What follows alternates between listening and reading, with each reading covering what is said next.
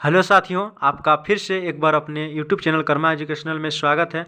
और यहाँ पर अभी हम लोग रेलवे सामान्य अध्ययन इस पीढ़ी के अंतर्गत जो टॉपिक थी विश्व का इतिहास, इस पर जो पहली पार्ट 1 की वीडियो बन चुकी है उसको देखने के बाद यह पार्ट 2 की वीडियो होगी और जिसमें आपके जो सेकेंड सेशन में क्वेश्चन थे उसको डिस्कस किया जाएगा और याद रखने का अथक प्रयास किया जाएगा। देखिए, पहला क्वेश्चन हमारे साथ आती है कि कानून की आत्मा के रचनाकार कौन है, अर्थात जो ये कानून की आत्मा है इसको किसने रचा? तो मोंटेस्क्यू, ठीक है, मोंटेस्क्यू ने रचा था। आपको याद है, इसके जो है याद रखना है। और फिर हम लोग देखिए यहाँ पर मैं आपको बता दूं कि नेपोलियन के बारे में हम लोग बहुत ज़्यादा इस पर जो है यहाँ पर क्वेश्चंस देखने वाले हैं। और नेपोलियन बोनापार्ट फ्रांस का था, ठीक है, फ्रांस की कैपिटल पेरिस। आपको इतने याद रखने के बाद चलिए हम लोग आगे बढ़ेंगे। और देखिए क्वेश्चन सेकंड आती है कि नेपोलियन का जन्म कब हुआ? 15 अगस्त 1769 ईस्वी को। और इससे आपको याद रखनी है कि देखिए, याद तो इसलिए डेट रह जाएगी कि 15 अगस्त स्वतंत्रता, भारत स्वतंत्रता देश जो हुआ था तो उसमें भी उसकी दिन 15 अगस्त थी और इसलिए आपको डे याद हो जाएगा। बट जो ईस्वी है, ईयर, इसको याद रखने के लिए आप याद रख लें कि 1769, 15 अगस्त 1769 को नेपोलियन बोनापार्ट का जन्म हुआ था, ठीक है। इसी तरह आगे बढ़ेंगे। इसको आपको कम से कम 3 से 4 बार पढ़ लेना है ताकि आप इसको भूलें ना और कन्फ्यूजन ना हो। देखिए, नेपोलियन बोनापार्ट जो था वो फ्रांस का सम्राट कब बना, ठीक है, फ्रांस का सम्राट कब बना?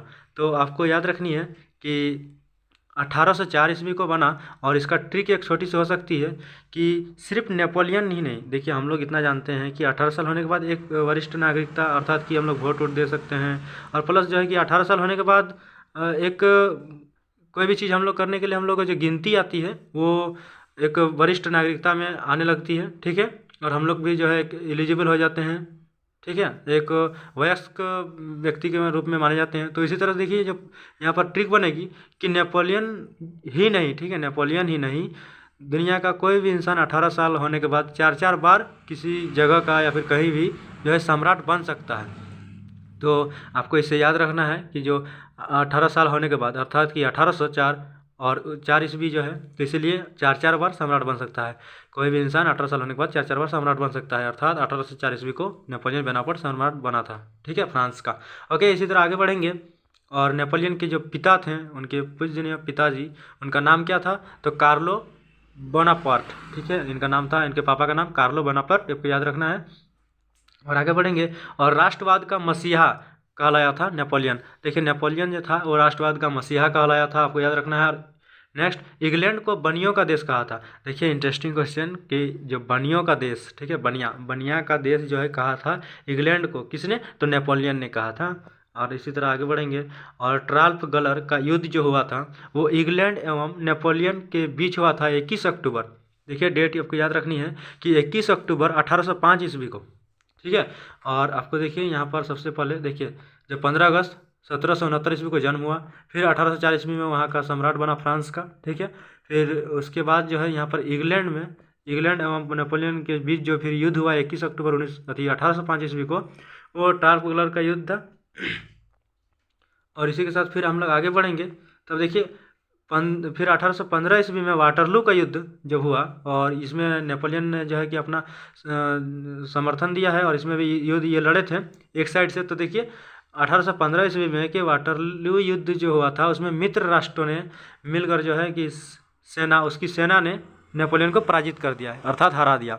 तो मित्र राष्ट्र कौन कौन है, इस चीज़ को आपको याद रखने के लिए जब थर्ड वीडियो आएगी तो उसमें मैं ट्रिक बताऊँगा। और फिलहाल अभी के लिए भी मैं ट्रिक बता देता हूँ, आप याद रखिए कि देखिए मित्र राष्ट्र कौन कौन है आपको याद रखने के लिए। EIRUFJ अर्थात इंग्लैंड, इटली, रसिया अर्थात रूस, USA, फ्रांस और जापान। इतने जो है ये मित्र राष्ट्र हैं। और धुरी राष्ट्र भी उसके लिए थर्ड जो वीडियो आएगी उसमें बता दूंगा। और फिलहाल इस चीज़ को आप याद रखें और आगे बढ़ेंगे। और लिट्स कार्पोरल का युद्ध जो इसी को देखिए, लिट्स कार्पोरल को जो है जो शब्द कहा गया था इसी को कहा गया था नेपोलियन बोनापार्ट को, फ्रांस का महान शासक। आगे बढ़ेंगे। देखिए, इटली की बात आ चुकी है। इटली की राजधानी रोम टाइबर नदी के किनारे स्थित है, आपको ये चीज़ याद रखनी है। और साथ ही साथ इटली का जो एकीकरण हुआ था वो किसने किया था? तो काउंट काबूर ने किया था 1871 ईस्वी को। देखिए दोस्तों, ईस्वी, डेट और ये सब जो है आपको याद रखनी है। तो फिर से मैं क्वेश्चन रिपीट करता हूँ, इटली का एकीकरण कब हुआ था? काउंट काबूर ने किया था और 1871 ईस्वी में हुआ था। ठीक है, आगे बढ़ेंगे। इटली के एकीकरण का जनक माना जाता है। ठीक है, इसको जनक माना जाता है, बट जो ओरिजिनल इटली का एकीकरण हुआ था और उसको जो किया गया था वो काउंट काबूर है, उन्होंने किया था 1871 ईस्वी में। और इटली का एकीकरण जो जनक माने जाते हैं ये जोसेफ मेजनी को, और इनका जन्म जो जनेवा में हुआ है। ठीक है, आगे बढ़ेंगे। लाल कुर्ती के नाम से सशस्त्र नौजवानों, ठीक है, देखिए लाल कुर्ती के नाम से सशस्त्र नौजवानों की सेना संगठन जो है, सेना का संगठन किया गया था। और इसमें एक ट्रिक बन सकती है कि गोरी, ठीक है, गोरी लाल कुर्ती पहनकर नौजवानों के सेना संगठन में गई। अर्थात जो गोरी बाल्डी है, इन्होंने जो है इस संगठन को जो है इसका नेतृत्व किया था।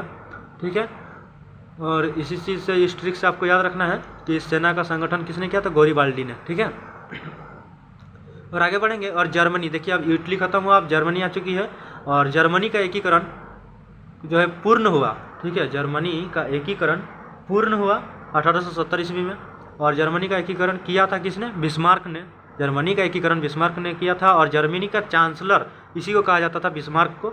और जर्मनी का सबसे शक्तिशाली राज्य, अर्थात जो सबसे पावरफुल जो स्टेट था वो क्या था? प्रसा। ठीक है, आपको याद रखनी है। और सन 1866 ईस्वी के सेरेजोवो, ठीक है, सेरेजोवो युद्ध में ऑस्ट्रिया ने किसके आगे आत्मसमर्पण कर दिया? अर्थात कि वह जो है वो युद्ध लड़ने से आत्मसमर्पण कर दिया, अपना हार को स्वीकार किया। तो प्रिसा जो राज्य थी, ठीक है, प्रिसा राज्य के आगे आपको जो आत्मसमर्पण कर दिया। ठीक है, सेडान का युद्ध कब हुआ था? तो आपको याद रखनी है 15 जुलाई 1870 को जो है फ्रांस एवं प्रसा के बीच हुआ था। ठीक है, देखिए सेडान का युद्ध 15 जुलाई 1870 को फ्रांस एवं प्रसा के बीच में हुआ था। देखिए यहाँ पर दो क्वेश्चन के आंसर सेम मिल चुके हैं, इसलिए आपको इसको जो है रिलेट करने में आसानी होगी कि सेडान का युद्ध जो 15 जुलाई 1870 को हुआ फ्रांस और प्रसा के बीच। तो और यहाँ पर देखिए जर्मनी का एकीकरण पूर्ण हुआ था 1870 में। ठीक है, इसलिए आपको दोनों जो याद रखनी है, बस इसका जो है, बट इसका जो है ये 15 जुलाई इसकी डेट है, बस इस डेट को आपको याद रखनी है। आगे देखिए, फ्रैंकफर्ट की संधि हुई थी 10 मई 1871 ईस्वी को। देखिए 1871 फिर आ गया है, तो इसलिए आपको 1871 देखिए यहाँ पर कुछ देर पहले जो हम लोग को मिला था। देखिए इटली का एकीकरण जो काउंट काबूर ने 1871 ईस्वी को किया था, तो 1871 में वो इटली का एकीकरण हो गया। तो उस चीज़ से आपको ये चीज़ याद रखनी है और रिलेट करके कि फ्रैंक जो फुर्ट था की संधि हुई थी 10 मई 1871 ईस्वी को। आपको दोनों रिलेट करके याद रख लेनी है। और फिर हम लोग आगे बढ़ेंगे और अब आते हैं रसिया रूस की तरफ। तो देखिए रूस के शासक को जो है कहा जाता था जार। ठीक है, जार कहा जाता था, जो वहाँ पर शासन अर्थात शासन करने वाला, उसको जार कहा जाता था। ठीक है, और रूस का जो अंतिम जार था अर्थात जो शासक करने वाला शासक, ठीक है, शासन करने वाला शासक वो निकोलस द्वितीय था। ठीक है, निकोलस द्वितीय था। और एक जार, एक चर्च और एक रूस, जो इस चीज़ का जो है नारा दिया है, ठीक है, इस वाक्य का जो नारा दिया है वो दिया है जार निकोलस द्वितीय ने। इन्होंने ही इस वाक्य को कहा है। और फिर हम लोग आगे बढ़ेंगे और सोवियत संघ जो एक संघ के रूप में महान जो है कि रूप में उभरी थी, तो यह जो है इसकी स्थापना कब हुई थी? तो 1922 ईस्वी में इसकी स्थापना हुई है। ठीक है, सोवियत संघ की स्थापना 1922 ईस्वी में हुई है, आप देख लिए। और दुनिया के मजदूरों एक हो, ठीक है, दुनिया के सभी मजदूरों एक हो, इस चीज़ का नारा किसने दिया है? तो कार्ल मार्क्स ने, जो जर्मनी के हैं, और इन्होंने ही जो है दुनिया के मजदूर एक हो इसका नारा दिया है। और देखिए दास कैपिटल रचना है किसके? कार्ल मार्क्स के। इन्होंने ही जो है दास कैपिटल को रचा है। और रूस में वेल्सिक क्रांति जो हुई थी, रूसी क्रांति अर्थात 1917 में, ठीक है, वेल्सिक क्रांति हुई थी। और लाल सेना को संगठित किया था ट्राटस्की। ठीक है, ट्राटस्की ने जो है लाल सेना को संगठित किया था, लाल सेना को संगठित किया था ट्राटस्की ने। और मदर की रचना, ठीक है, देखिए नेक्स्ट क्वेश्चन, मदर की रचना। ठीक है, मदर हम लोग तो ऐसे ये वर्ड माँ के लिए किया जाता है मदर, बट वहाँ पर ये जो हम लोग चर्च वगैरह में देखते हैं तो इसमें मदर कहा जाता है, मदर सिस्टर, वो सब वहाँ के यूज किए जाते हैं वर्ड। बट यहाँ देखिए इसकी जो रचना की थी वो मैक्सिम गोर्की ने किया था। ठीक है, मैक्सिम गोर्की ने। ये से देखिए ये क्वेश्चन सब आपको लगभग 5 से 10 बार, 5 बार 10 बार ये सब जो है आपको पढ़नी पड़ेंगे, बिकॉज कि ये सब का ट्रिक नहीं ये हो सके, लेकिन देखिए आप यहाँ से एक ट्रिक बना सकते हैं कि देखिए म से मदर और मे से मैक्सिम, तो देखिए दोनों म मिल रहा है तो आप म से मिला करके याद रखिएगा मदर मैक्सिम गर्किन है, ठीक है, रचना की थी। और इसका देखिए औद्योगिक क्रांति की शुरुआत इंग्लैंड में हुआ है। इस चीज़ को तो आपको ये क्वेश्चन तो मैं भी आशा करता हूँ याद होगी कि औद्योगिक क्रांति की शुरुआत इंग्लैंड में हुई थी। और इंग्लैंड में गौरवपूर्ण क्रांति हुई 1688 ईस्वी में, ठीक है, इंग्लैंड में गौरवपूर्ण क्रांति हुई 1688 ईस्वी में। और गुलाबों का युद्ध हुआ था इंग्लैंड में, ठीक है, देखिए औद्योगिक क्रांति की शुरुआत हुई इंग्लैंड में, गुलाबों का युद्ध हुआ इंग्लैंड में। और 100 वर्षीय युद्ध हुआ था इंग्लैंड और फ्रांस के बीच। मैंने तो आपका इसकी ट्रिक भी बता दिया हूँ फर्स्ट वीडियो में। और ये 100 वर्षीय और 7 वर्षीय युद्ध दोनों जो है इंग्लैंड और फ्रांस के बीच हुआ है। और इसका ट्रिक क्या था, तो यदि मेरे पास 107 हथियार रहते तो मैं भी युद्ध लड़ता, ठीक है, यदि से इफ से इंग्लैंड और फ्रांस, इफ, ठीक है, फ्रांस, और जो है कि 107 अर्थात 100 वर्ष और 7 वर्ष दोनों युद्ध जो है हुआ हथियार अर्थात से जो है फ्रांस और इंग्लैंड में हुआ है, ठीक है। आगे बढ़ेंगे। प्रथम विश्व युद्ध की शुरुआत 28 जुलाई 1914 को जो है कि शुरुआत हुई और 11 नवंबर 1918 को ख़त्म हुआ। देखिए सबको पता होता है कि 1914 से 1918 4 साल जो है प्रथम विश्व युद्ध चला। तो कब चला था, तो देखिए 28 जुलाई जब हो चुकी है तो अब आगे तो नवंबर आएगा, ठीक है, जुलाई के बाद तो नवंबर आएगा, तो इसलिए 28 जुलाई, उसके बाद जब खत्म होगा तो 11 नवंबर को, 28 जुलाई शुरू हुआ 11 नवंबर खत्म हुआ। और 1914 1918 ये चीज़ आपको याद रखनी है, ठीक है। आगे बढ़ेंगे। प्रथम विश्व युद्ध में भाग लिया, देखिए प्रथम विश्व युद्ध में जो है ये 37 देशों ने भाग लिया था। और जब द्वितीय विश्व युद्ध हुई थी तो उसमें 61 देशों ने भाग लिया था, आपको दोनों याद रखनी है। और देखिए फिर नेक्स्ट क्वेश्चन की ओर आगे बढ़ेंगे। प्रथम विश्व युद्ध में सर्वाधिक हानि, ठीक है, जो सबसे ज़्यादा लॉस हुआ था हानि, वो जर्मनी को हुआ था, जर्मनी देश को, ठीक है।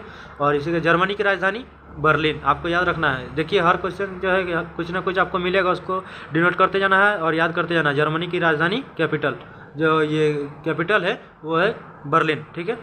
और जब विश्व युद्ध का कारण, देखिए जब प्रथम विश्व युद्ध जो हुआ 1914 से 1918, तो उसका कारण क्या था, उसका रीजन क्या था, तो ऑस्ट्रिया, और ऑस्ट्रिया देश की राजधानी वियना, और ऑस्ट्रिया के राजकुमार फर्डिनेंड की सेराजेवो, ठीक है, सेराजेवो की हत्या। देखिए अर्थात जो है ऑस्ट्रिया के राजकुमार जो फर्डिनेंड की सेराजेवा की जो हत्या कर दी गई थी, इसी के कारण जो है प्रथम विश्व युद्ध हुआ था।